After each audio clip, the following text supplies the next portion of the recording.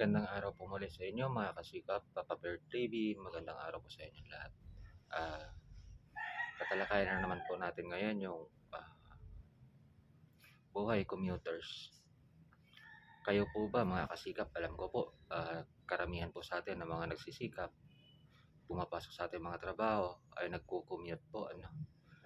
Nararanasan po natin yung siksikan, yung standing position kagaya sa mga minibus, sa bus, yun po. Mga kasikap, napupuna ko lang po, wala na po tayong paggalang sa ating mga mamamayang Pilipino, sa ating mga matatandang kababayan. Kagaya na lang po kapag kasiksikan, standing position po. Alam na po natin na may sumakay na pasahero, buntis po, may kasama pang anak. Hindi na po natin dapat antayin po na tumayo sa ating harapan yung pasahero na yan. Kung tayo po'y gentleman, kung tayo po'y iniisip ang kapakanan ng ating mga mamamayang Pilipino, yung ating mga pregnant, mga disabled, kagaya sa mga senior citizens na sumasakay po sa mga minibus, sa bus po. Bigyan po natin sila ng tsansang makaupo po dahil po sa kanilang kalagayan. Kagaya po sa buntis na umaakyat sa bus, sasakay, tapos walang maupuan. Ikaw po na naandyan sa may upuan, dapat po magbigay naman po tayo ng pagpapahalaga sa ating kababayan, sa ating kasikap. Paupuin po natin siya. May dinadalang tao po siya. Kailangan po makaupo po siya. Hindi po natin antayin na siya pa po yung makiusap na uupo. Hindi na po natin naantayin na makita po natin siya nakatayo sa ating harapan.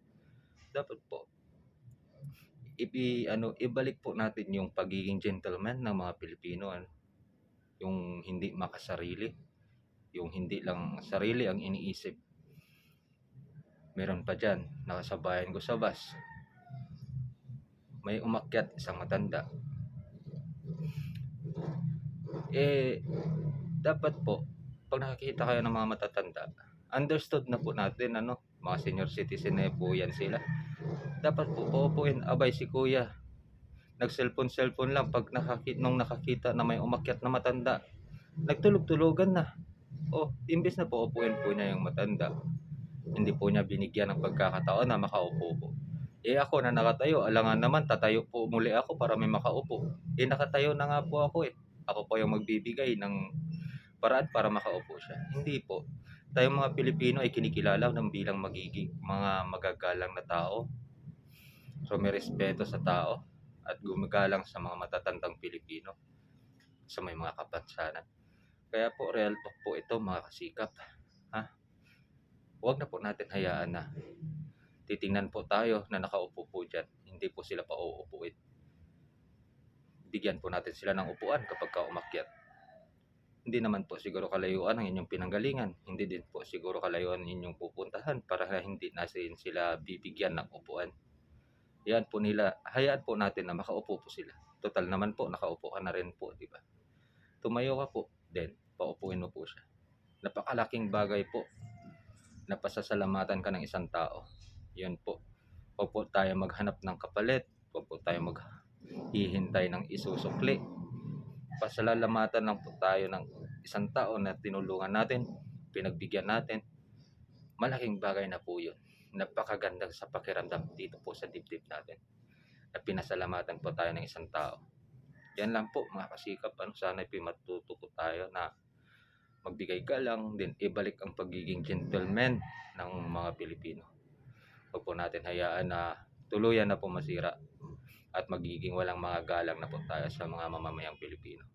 Ugaliin po natin maging magalang. Ugaliin po natin na rumispeto. Dahil kapag respeto at paggalang na nawala sa isang tao, rasal demonyo na po tayo. Yan po mga kasikap. Patuloy nyo po suportahan ang ating mga video. Then sana po may natutunan po tayo sa ating mga video. Then maraming salamat po. Huwag nyo po kalimutan i-follow si Kasikap Vlog. Then huwag nyo po kalimutan na i-subscribe si Papa Bear TV. Maraming salamat po.